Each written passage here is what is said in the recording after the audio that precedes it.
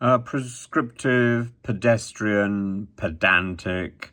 These are the words I would use to describe the modern GCSE. And when it comes to a choice between spending money on a holiday for the children or sending those self-same children to a private school to secure a better education than they would otherwise be getting in a state school, I think it's much of a muchness, really. Is the effort, is the sacrifice worth it? In many cases, it really isn't. In many cases, the level of education that a child will receive in a private school is not much better than they would receive in a state school, and often a state school has better equipment and better facilities, oddly. I've taught in both state schools and in private schools, and I must say I'm reluctant to go back and do any more teaching now. I've had enough.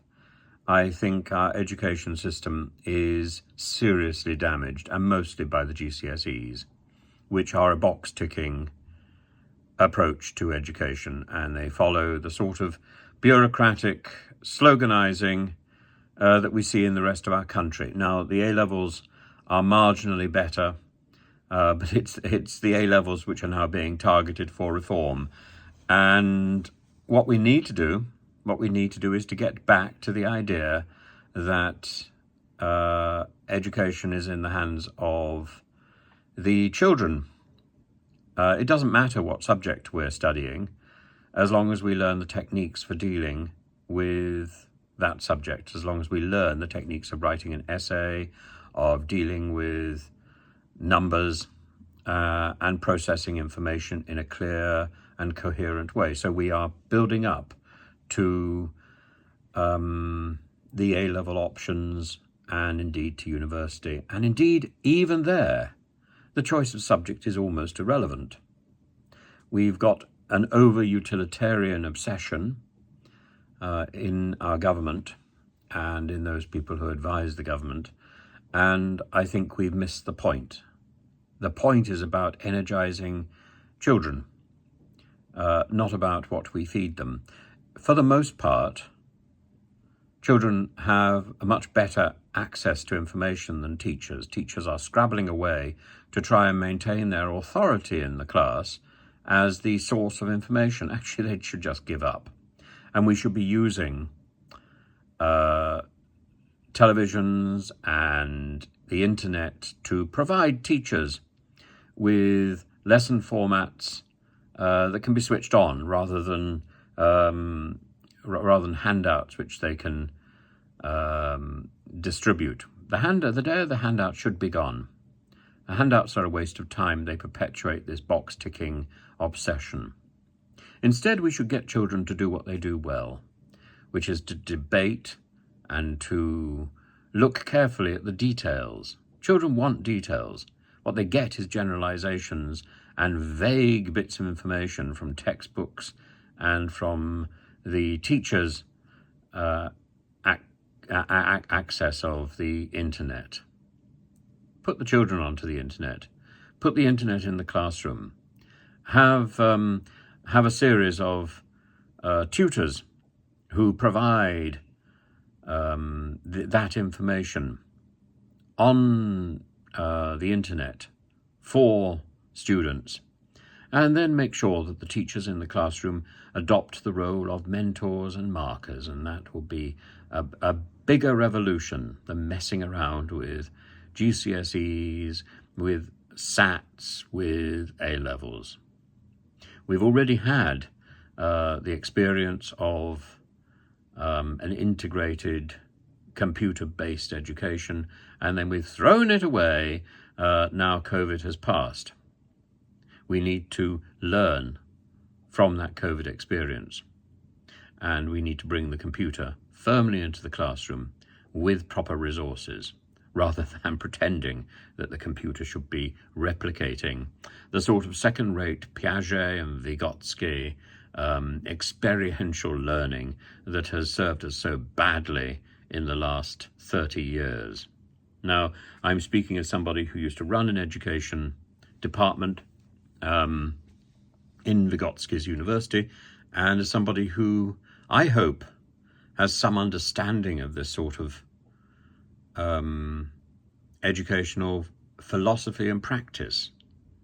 And we in the UK are behind the curve, and it's not about a squabble between private and state education. It's a squabble about the way the targets of that education, the goalposts, the exams, and we are handling that so badly.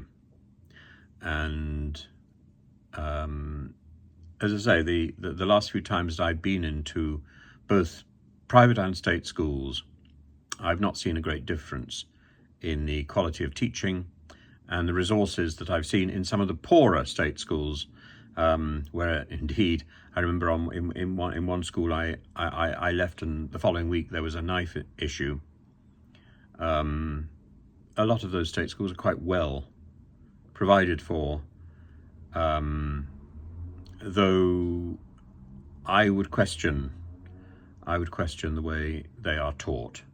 What was obvious to me was that most of the classes were being staffed by temporary teachers, both in the state schools that I visited and in the private schools I visited, that there's a teacher shortage, a serious teacher shortage, and one way to address this is to rethink what teachers do.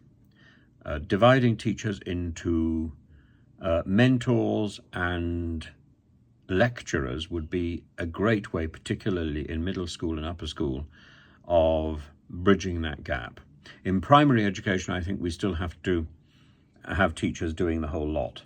But even there may be an opportunity to slowly integrate technology into the classroom itself.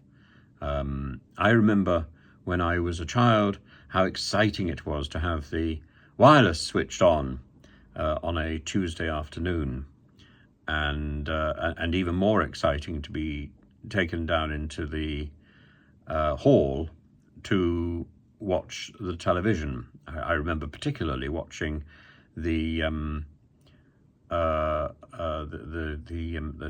ceremony where Prince Charles became Prince of Wales.